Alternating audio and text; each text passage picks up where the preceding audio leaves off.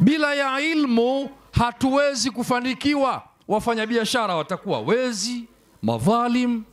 Kwenye ndoa kutakuwa kuna kudhulumiana. Tumeambiwa hapa Mwenyezi Mungu anamlaani mwanamke aliyeingiza mtoto kwenye familia ambayo sio yake. Maana yake majua, yani mwanamke mwenye tabia ya kubambikiza mimba. Niseme kwa lugha hiyo, waume wangapi wamebambikizwa na wamepoozwa kwa mabusu tu?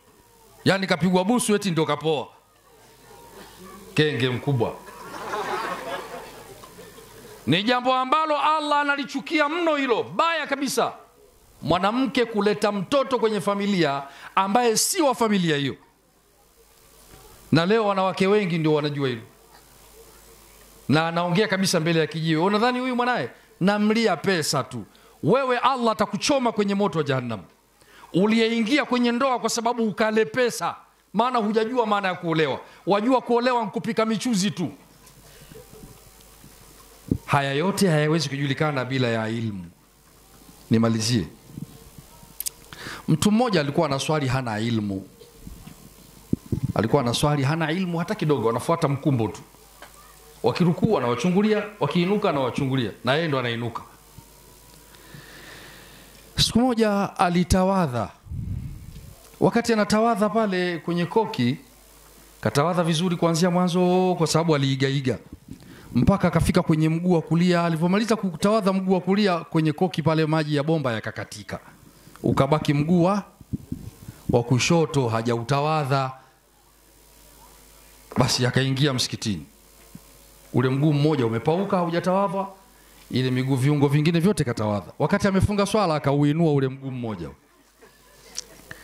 Mpaka akitaka kusujudu anapata tabu, mguu mmoja upo juu juu hivi. Watu wakamlalamikia imamu kwamba kuna mwenzetu mmoja huku kaswali mguu mmoja. Imamu akamwambia, wewe tuambie kunani? Akasema ndio shekhe, nipo sahihi tu. Akamwambia sawa, sahihi nini? Wakati natawadha maji yalikatika, kwa hiyo huu mguu mmoja hauna udhu. Ndio maana ninauweka juu juu, nikikanyaga swala itabatilika. Eti yeye anaona kwa elimu yake hivyo.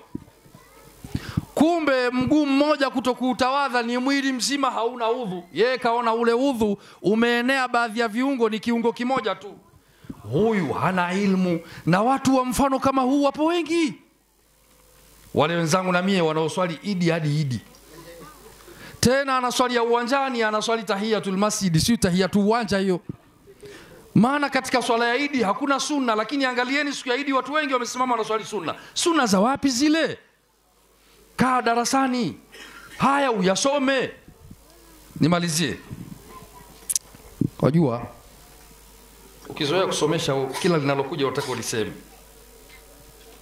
Kuna mzee mmoja alikuwa anaitwa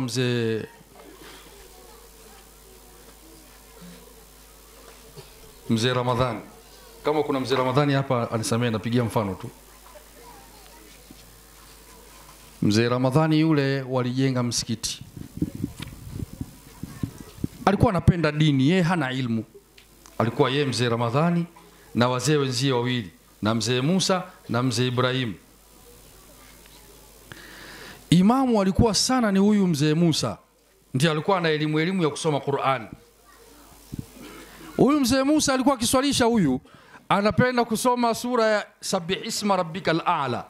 Mwisho inamaliziaje? Sufi Ibrahima. Basi mzee Ramadhani anapata kinyongo sana, kwamba hawa mbona hawanitaji? Anajitaja yeye Ibrahimu aliyeadhini na Musa aliyeswalisha. Mimi Ramadhani mbona sitajwi? Siku moja akawahi nyuma ya imamu. Imamu akaswalisha, aliposema Sufi Ibrahima wa Musa akasema wa Ramadhani. Wakamuuliza vipi? Akasema mmezoea nyie. Wakati tunaanza kujenga msikiti tuko wote, leo hamuntaji kwa nini? Ubaguzi huu. Kaanzisha fujo msikitini. Hana ilmu. Musa anayetajwa pale ni mtume. Ibrahimu anayetajwa pale ni mtume, sio huyu mzee Ibrahimu wa huku mtaani. Kwa hivyo fujo zingine zinaweza zikatokea misikitini kwa sababu ya watu kukosa ilmu. Sawa sawa? Kwenye Qur'ani kuna majina ya mitume wengi, mtu asije akatafuta na jina lake naye atajwe mule. Mwenyezi Mungu inshallah tuwafikishe.